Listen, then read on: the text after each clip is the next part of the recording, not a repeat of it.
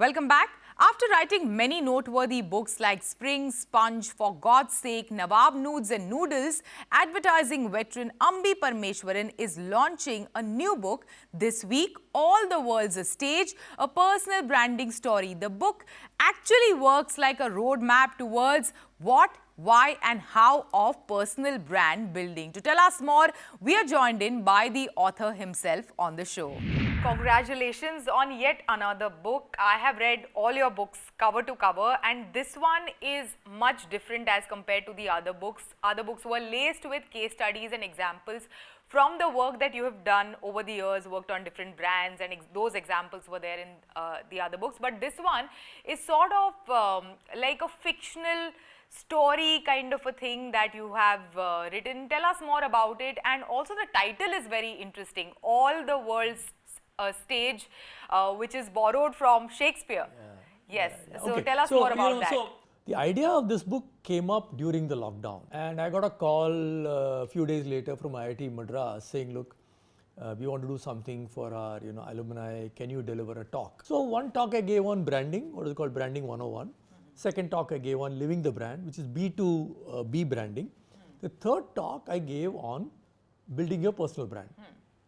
Literally a week later, I got a call from someone who said, look, we attended that talk on personal branding. Can you do that for our, people? And that led to another talk. And then I said, look, there is something happening with personal branding. So I started collecting, articles like, books and articles, started reading them. And then I broadly had an idea that I should write a book on personal branding. And here, of course, there is a character called Ambi, but you have mentioned right at the beginning of the book how personal branding helped you when you no longer were a CEO of an XYZ organization. Can you share how can an individual build a personal brand while working for a company or an organization? Okay, I think in certain professions, building your personal brand helps your organization, right? So advertising for sure. We have seen how mustache or a topi has really worked. I mean, the fact that going and giving talks, meeting new people, writing articles, and let's say coming on your show, giving interviews, all this helps you as an individual. It also helps your company because you're talking about your campaigns, etc., etc. It helps your company. So it helps both ways. The dicey thing there is, and I think I've discussed that in the book, is that when do they start operating at cross purpose? And that's something one has to watch out for. I cannot, if I'm working in a company, I cannot build my brand at the cost of my company's brand. So I always have to be clear, this is what my company stands for, and whatever I say or do on my personal space should pull in the same direction.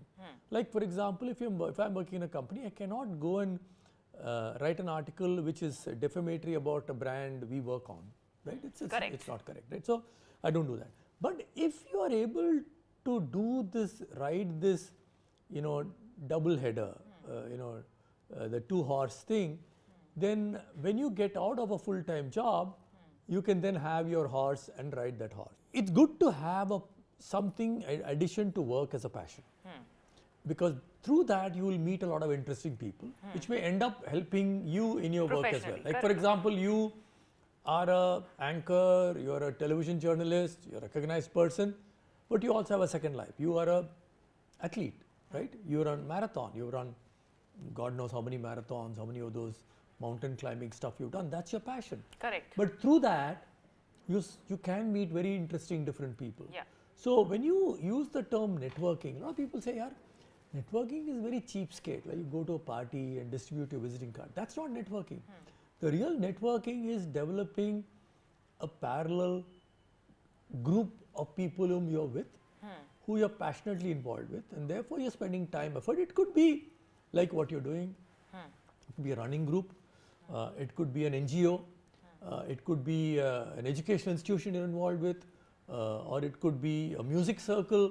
It could be a painting circle, it could be anything. Finally, before we go, who is this book for? Who should read it? In the book, I presented one character as Ambi, right? I mean, all the other characters are fictional. And I've also mentioned that this Ambi in this book is much younger than me, right? Much younger, 20 years younger than me. The reason is that I wanted this conversation to be among, say, 4 or 5 people who are in the 45 kind of an age group, right? So this book is meant for anyone from the age of, let's say, 20, 21 to 40, 45. I'm not saying that if you're beyond 45, you can't build your personal brand. You can, but the earlier the start, the better it is. Ambi, thank you so much. Thanks for joining us and sharing these insights about personal branding. Thank you very much. With that, it's a wrap on Storyboard this week. You can catch all of our content on Facebook, Twitter and YouTube. Thanks for watching. We will be back same time next week. See you soon.